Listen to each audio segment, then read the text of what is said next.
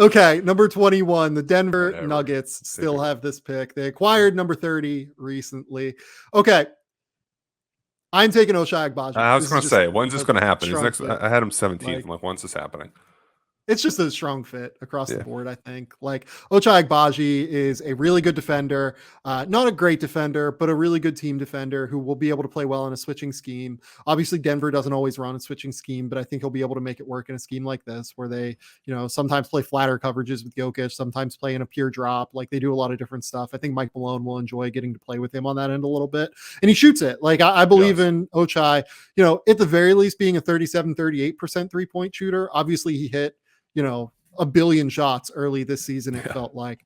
But Ochai is going to be able to step in. He's going to be professional. He's going to be really sharp. He's going to be someone who can play pretty early, I think, in Denver. And this is a team that, getting Michael Porter Jr. back, getting Jamal Murray back, this team should have genuine title aspirations around Nikola Jokic next year. Yeah, and a fun bench with Bones Highland, who we just mentioned too. I've been a big fan of Ochai throughout the year, and the bounce he had from junior season, senior season to become an All-American, to win a national championship, brings that winning culture and grit to the Nuggets. I have him about 4 or 5 spots higher. There's more value on him, taking him 20-ish range than we would 12 or 13. So this really plays out. Yeah, no, I agree. Okay, you're up at number 22. Where am I? 22. Memphis, right? Memphis still have this pick. This trade has got my brain a little bit broken. Memphis at 22. They could use a little bit of a switching forward that can step in and contribute. I'm going to go a little bit older here. I'm going to go with Marjon Beauchamp from the G League Ignite. And the reason I'm sort of reaching here, I have him 23rd on my board, so not crazy. But Memphis has drafted really well in recent years with guys like Ja Morant, guys like Desmond Bane. If you get an older, I almost said freshman, an older rookie that doesn't need as much time but can step in and play 10 to 15 minutes a night, rebound, cutting, slashing, playing out of the mid post as an energy guy off the bench, I think that could be a decent fit there. Yeah, I think that's reasonable. I mean, they've had a lot of success figuring it out and developing guys. Yeah. So I'm at the point now. Are you at this point with Memphis where you just assume whoever they draft is going to be good? Yeah, basically. This was the one pick when we were prepping. I knew I had the evens, even the odds. I wanted to get like, and Martion's not really the name in this, but I wanted to get kind of like the funkiest guy I could possible because I knew it would just sort of work out. And that wasn't funky. That was kind of just like what I had on the board too, but they need that switching forward. But they've done so well drafting, developing those guys playing and actually being like worthwhile pieces on the floor. Yeah, no, I dig it. I'm with it. Okay, number 23. The Philadelphia 76ers. This is a tough one. This is a really, really tough one, I think. The highest guy on my board left is Jaden Hardy.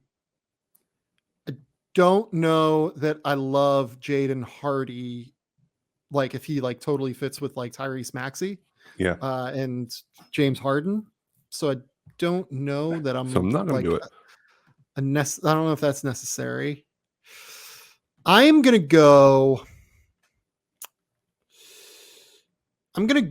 with Jake Laravia here. Oh, okay. Kind of came down to Laravia or EJ Liddell for me. Two guys like I have Jake just slightly higher than EJ because I think that his offensive fit is going to be a little bit better. Just the passing, the shooting. I think he's more of a role player, whereas EJ was just like a great college player that will figure it out in the NBA.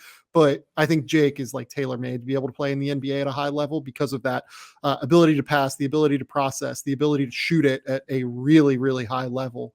I'm assuming that, look, this comes again from no inside information other than just like we know nothing. Yeah, like knowing how Daryl Morey tends to feel about draft picks. Like, I would think this pick is up for like a potential move in the same way that number 30 was up for it. Number 26 has been up for it for a while. You know, like you said, we mentioned Dallas a couple weeks ago. I would think that this pick has real potential to move depending on who falls here. But yeah, I'm going to go Laravia and just kind of, pick him and assume that maybe someone else might be picking here. I don't know. Laravia, you're pretty good, but you might not be here. Good in the pre-draft. Honestly, maybe if that's the vein, I probably should just pick Jaden Hardy, but that's fine. He shot well in pre-draft in the combine guy over here, then shut it down. I get it. I do. You go back and you watch the Wake Forest stuff, and he was the gasoline to their engine. And statistically, a very good shooter and made plays on the mid post, was a good passer, a very good cutter too. So you mix that with their guards, and I like that pairing. Yeah. Okay. Number 24. You're up. 24 is a fun one. I have the Milwaukee Bucks, and they took the Celtics to 7 games. So it's not like they were that far off. And a healthy Chris Middleton, they could be in the NBA Finals. We can't live in that sort of world, but that's the truth. So you don't need to make this mammoth swing. I didn't see this slide happening, but I'm going to take EJ Liddell here. And here's why. You can play him and Giannis at the same time because of Giannis defensively, where he can be all over the floor. If you want to kind of go smaller and go away from like the Lopez and Bobby Portis look here per se. And I see that of you could also use another shooter. I don't know if the guy's like screaming at me of who that could be. The shooting kind of killed them in the playoffs, but hey, with Chris Middleton there, it might be a little bit better. EJ was super productive this year. He shot it at a higher clip than we anticipated.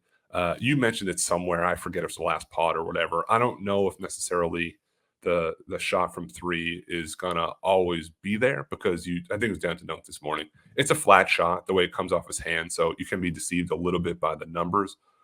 But again, super productive. Had a great season at Ohio State. I like the fit. I like the pairing with the guys that they have around at Milwaukee. Yeah, I don't mind this. This is a reasonable pick, I think, in every way. He fits a lot of what they want. He is a smart defender. He's a great weak side rim protector. He is a tough physical dude. As long as he shoots, he's definitely going to play in the NBA for a while. Yep. Okay. I'm up for San Antonio at 25. For San Antonio, we have taken what? We have taken Dyson Daniels. Yeah. And then you took who at 20? I took Jalen Williams. You took Jalen Williams. Okay. Yep. So number 25, look, I can't imagine that Greg Popovich wants 3 rookies in there.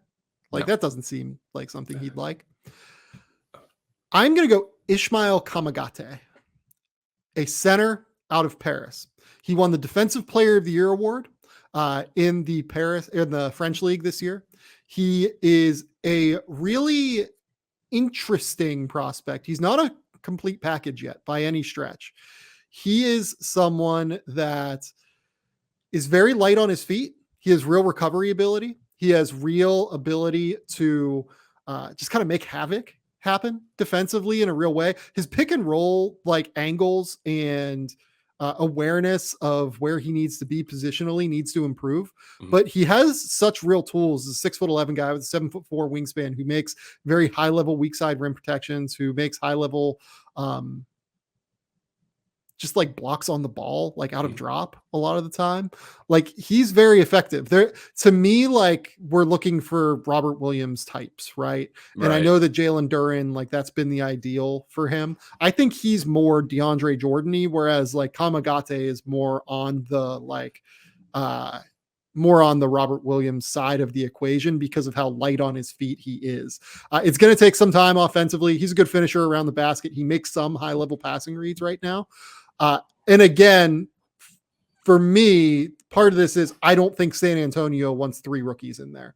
Kamagate, I have him at 29 on my board. I think I have, 1, 2, 3, 4 guys ahead of him still. Part of this is pure. I just think it's a stash for San Antonio.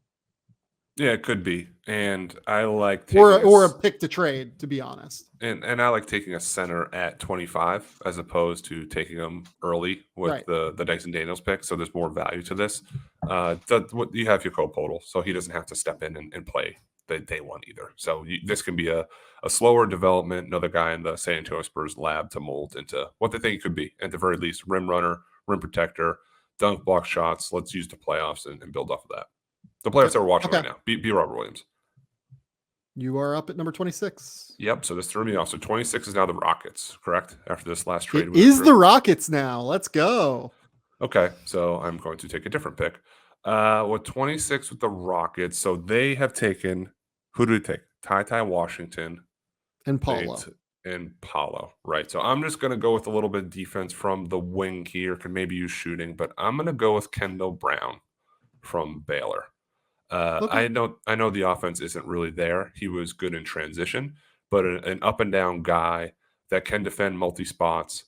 His speed and how he used it was his best attribute, I would say. The first game or two of the season, he had like 9 assists, and we thought we'd see more of that facilitating from the wing spot. It tapered off a little bit. He overthought on offense. All his stuff was just set threes, or it was cuts and rebounds and quick little post, and you flash the high post, and you rip through, do one dribble. There's more offensively that he could do in time there. That's a comfortable defensive pick that I would make for the Rockets 26 based on the other guys that have need to improve the defense. We talked about Şengün's limits and how the liability he could be with Paolo Banchero. So let's add a little defense to our haul here with our third pick. Yeah, love it. Sounds great. I don't really have a take. Makes total sense. They could use more defensive versatility. Yeah. Let's move on. Okay, number 27. I am finally going to end the Jaden Hardy slide. I'm taking him for the Miami Heat. I have him at 26. This is a team that I have Jaden Hardy at 20. And this is a slide largely because I know that Matt is not really a fan. And because for me, a lot of the teams, well, yeah, it is. For me, it's a thing where I just didn't love the fit of him in Philadelphia. I did not love the fit of him with San Antonio, just looking to stash that pick at the end of the day. So I go with Jaden Hardy here at 27. I'm ecstatic. I think he has real upside as a shot creator, shot maker. I love him when he starts mixing the passing and playmaking ability with his ability to score the basketball or at least create shots. I think that he is someone that has a real chance to be like an upside guy in the way that Jordan Poole was back in the day for the Warriors. He just needs that mindset adjustment, just 10%. To be more willing to pass and play make more often. Miami would be perfect for him. If I was him, I would be praying that I end up in Miami because I think that putting him next to Jimmy Butler, next to Tyler Hero, next to Bam Adebayo, these guys would really, really make it work at a high level. Well, next to Pat Riley, who's, I think, 77, who challenged someone to a push-up contest this week, you got to be tough to play there. You do. And we worry about a little bit of his defense, his shot selection. That stuff will all be reeled in. I really like that pick and that fit. Don't yell at us. I think Miami's great. And for a lot of rookies, where you shake out and the people in the locker room you have around you are enormous in the process that you have as a rookie and as a pro. That'd be a great place for him. Okay. Pennie, you're up at number 28. 28. I have the Golden State Warriors that are close to winning an NBA championship. They don't need to go super young here. They have enough younger guys. I'm going to go a little bit older, a little bit less of a project, a little bit probably more of a finished product. And I'm going to go with Christian Braun. He is older than... I'm so mad that you did this to me. I was so ready. Yeah. He's older than Jonathan Kuminga and Moses Moody, and he's 1 month younger than James Wiseman. I think, and Sam will add to this in his anger here for his last pick. He was a guy that grew on Sam, that grew on me as we went back, and I love his toughness. I love the approach that he brings. The shot, does it work? Does it translate? It does have a dip. It does take some time, but he's great getting on transition, scoring, defending, rattling stuff up. That would be the type of guy I'd love to have off the bench in Golden State that makes a few big plays, gets the crowd into it, can sub back out, and then come back later in the game. So to get him at 28, I'm psyched. Yeah, I have Christian Braun at 23. So I love this pick. Jacob, my man, Jacob. Oh, boy. Christian Braun, Braun. Love you, buddy. Hey, we're good. Oh, my God. This is terrific. Okay, number 29. The Memphis Grizzlies. I'm so glad I get to pick for the Grizzlies. That's fun. Because, we just assume that they're going to make good decisions almost like universally, right? And we assume that guys that get picked by the Grizzlies are going to be good. And I would love it if Bryce McGowens would go to the Grizzlies. They could use a secondary playmaker ball handler type like Bryce McGowens. They also, in my opinion, would be good for him because they would do a good job of kind of ironing out like the shot selection issues that, he kind of had at Nebraska this year from time to time. Totally. I am a fan of Bryce McGowens' upside. This is a situation that would allow him to put on weight, that would allow him to put on some strength early in his career, sit for a little while, and then be able to play. Yeah, I like that one. That's easy. I have him lower. I have him 35th, but that's a good Memphis guy that Memphis gets, puts him in their program system, whatever, and just finds a way to work. And that's a guy that I'd want to try to have work. We had him. I took him like in the top 10 in our first mock draft early in the year. I buy the tools. I buy the length. Just has to get stronger, be more consistent. All right, you are up, Pennie, at number 30 as I try to get words out and speak English. It won't be Josh Minot as much as I would like it to be. We haven't taken Nikola Jovic yet, have we? No. I'm going to take him with 30 as a big shooter, scorer. Yes, has to improve the defense. I'd like him to pass the ball more. There's too much talent to say past 30 that he's who I have right here as best player available. I do. There's a few other guards that may make sense. I know the fit may not be the cleanest, but a guy projected in top 10, top 15 for a long time this year. Overseas was up and down this past season. I'm not going to let him slide out of the first round. So that would be my last pick in this Game 3 mock draft. You just did this because now the Denver Nuggets have Nikola Jovic. I double-checked the spelling because I didn't want to say the wrong one either. So, yes, that's why I did that. The tongue twister winner of this draft.